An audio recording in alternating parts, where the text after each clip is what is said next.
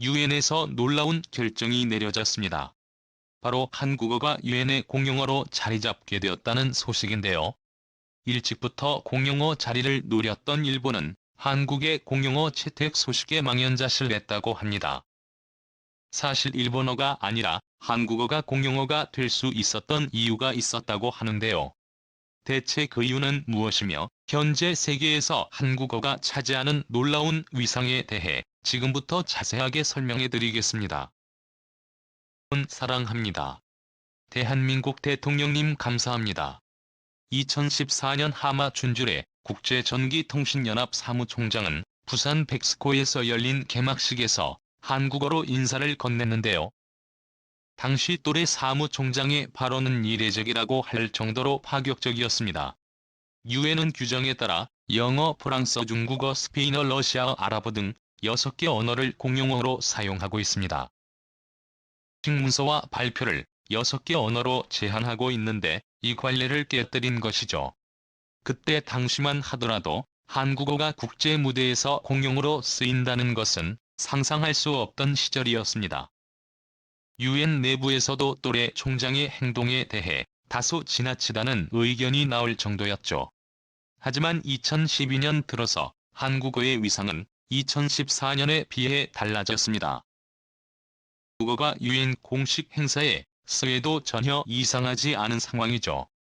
작년 유엔 총회에 참석한 문재인 대통령은 한국어로 연설을 하며 한반도 평화를 위한 종전선언을 언급했습니다. 그러나 시기에 한류 열풍이 전 세계를 뒤덮으며 한국의 위상이 남다르게 바뀐 것을 시사하는 장면이라 할 수 있었죠. 전 세계적으로 한국어에 대한 관심이 늘어나고 사용 인구도 늘어나면서 유엔에서 한국어를 공용어로 채택해야 한다는 의견이 등장했습니다. 현재 공용어로 채택된 언어 비중을 따져봤을 때 아시아 언어는 중국어 단 하나로 다른 언어들은 유럽에서 사용되는 언어입니다. 공용어라고 하지만 지극히 유럽 중심의 공용어라는 것을 볼 수 있죠. 유엔에서도 이러한 점을 지적해 아시아 쪽에서 공용어를 추가로 선정해야 한다는 의견이 있었습니다. 한국어는 중요한 후보에 올랐었죠. 과거 2007년 세계지식재산권기구 총회에서 한국어가 국제특허협력조약 국제공개 언어로 채택되기도 했습니다.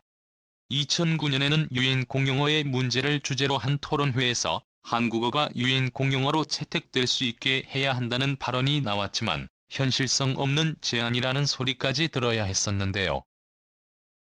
시간이 지나서 한국어 사용자가 급속도로 늘자 유엔은 한국어의 위상을 생각해 공용어로 한국어를 포함해야 한다고 주장했죠. 이에 유엔이 임시총회에서 한국어 사용에 대해 회원국들이 모여 의가결. 앞으로 모든 공식 문건에는 한국어를 사용할 수 있게 한다며 만장일치로 유엔 회원국들이 한국어 사용을 밝혔다고 합니다. 이미 한국어 사용자는 유엔 공용어로 채택된 프랑스보다 더 많은 숫자인 7,700만 명에 달하는데요. 프랑스에서는 이보다 약간 못 미친다고 하죠. 사실 한국어는 진짜 공용어로 됐어야 마땅하다고 볼 수 있습니다. 세계 각국 언어 관련 통계를 다루는 에스놀로그의 자료에 따르면 2010년 기준 한국어 사용자는 총 7,730만 명으로 집계되었습니다.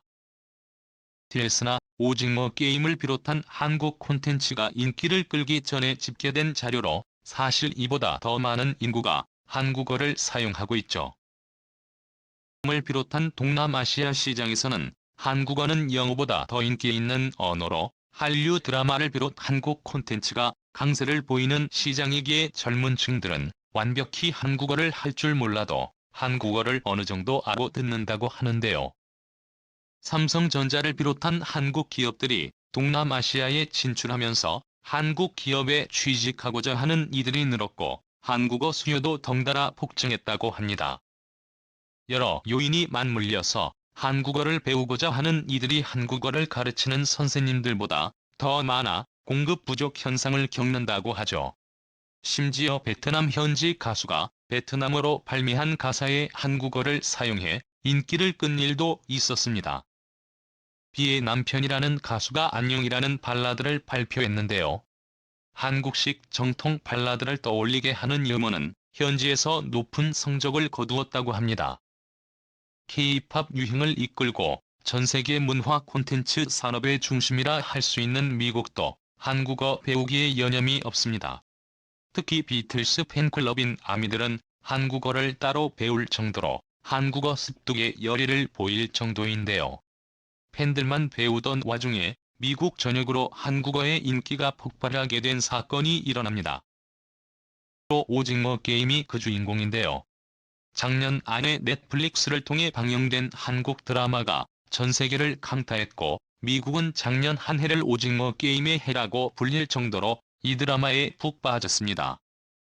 미국은 물론이고 프랑스, 러시아, 인도 등 전 세계 콘텐츠 순위 1위를 차지하며 드라마에 나온 대사를 그대로 따라오는 일이 생길 정도였죠. 특히나 자막 없이 드라마를 보고 싶어하는 이들이 늘면서 한국어를 배우려는 이들이 폭증했다고 합니다. 글로벌 온라인 언어 학습 플랫폼인 고든 2011년 보고서에서 한국어를 배우려는 사람이 2020년 대비 76트 상승했다고 발표할 정도였습니다. 한국학을 배우려는 이들도 늘어났습니다. 미국 명문대에서 한국과 교수직 설치 사업을 추진하며 교수를 모시려고 하는 등 한국을 배우고자 하는 학생들의 수요를 잡기 위해 학과를 신설하는 모습을 보였죠. UC 버클리나 하버드, 펜실베이니아대들이 대표적인 학교입니다. 유럽에서도 한국의 인기는 상상을 초월합니다. 영국 옥스퍼드 대학교 출판부가 옥스퍼드 영어 사전에 한국어에서 비롯된 단어 16개를 작년 한 해에 등재하면서 한국 콘텐츠의 영향력을 실감할 수 있었는데요. 한류에서부터 치맥 등 한국에서 사줄 수 있는 단어가 등재됐으며 흔히 한국에서 자주 쓰이는 대박과 같은 표현도 기재되어 피상적으로 한국어를 등재한 것이 아니라는 것을 잘 알 수 있었습니다. 유럽에서도 BTS는 놀라운 인기를 기록하고 있는 보이밴드인데요. BT의 소속사인 라이브가 현대를 위해 한국어 교재를 출판하자 순식간에 매진 행렬을 기록.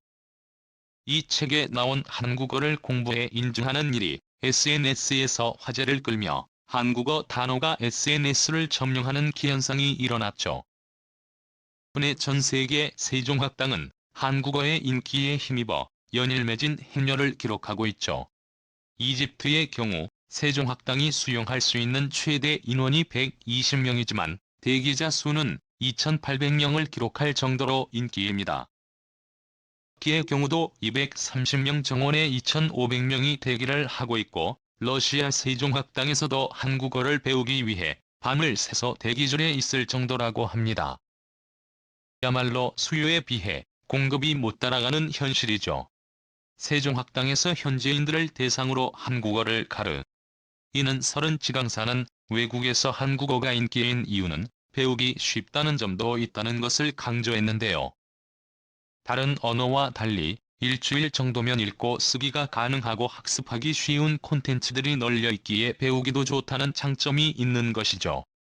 인도에서는 한국어를 제2국어로 채택하는 모습을 보였는데요. 국어를 제2국어에서 제외하고 한국어를 배우도록 정부에서 권유할 정도로 한국어는 남다른 인기를 자랑하며 저변을 늘리고 있습니다. 당연히 한국어가 세계적인 인기에 힘입어 공용어가 될 수밖에 없는 것이죠. 한국어가 순식간에 공용어의 위치까지 올라가자 이를 질투한 국가가 있었는데요. 바로 일본이었습니다. 사실 일본은 한국보다도 먼저 유엔 공용어가 되기 위해 로비를 펴줬습니다. 1980년대부터 일본은 유엔 분담금은 물론이고 세계적인 영향력을 고려했을 때 일본어가 공용어로 채택되어야 한다고 주장했습니다. 유엔은 일본의 제안을 단칼에 거절했는데요. 일본어가 가진 한계 때문이었습니다. 세계적으로 많은 인구가 사용하지 않는 것도 있었고 한정된 곳에서만 사용할 수 있다는 점 역시 문제였지만 무엇보다 중국어와 흡사하게 한자를 많이 이용하는 것이 결격 사유였죠. 과 유사점이 많아 채택하기 곤란한 것이었습니다. 일본은 그럼에도 불구하고 로비를 통해 지속적으로 일본어를 공용어로 채택하기 위해 노력했지만 번번이 거절당했습니다. 자신들보다 뒤늦게 공용어 추진을 했음에도 불구하고 일본보다 먼저 공용어 지위에 오른 한국에 대해 일본은 분노할 수밖에 없었습니다. 한국어는 세종대왕이 창제한 언어로 과학적이면서도 쉽게 배울 수 있는 언어이기에 많은 학자들에 의해 그 우수성을 인정받았습니다. 특히 이번 공용어 선정에도 한자 기반이 아닌 언어이기 때문에 일본과는 다르게 채택될 수 있었던 것이라 보입니다. 세종대왕님이 만든 한글의 우수성에 다시 한번 감탄하지 않을 수가 없죠. 앞으로 한국어가 영어만큼 세계에서 널리 통용되는 언어로 발돋움하길 바라며 전 세계 모든 이들이 한국어를 능숙하게 사용하는 날이 오길 바라겠습니다. 시청해 주셔서 감사합니다.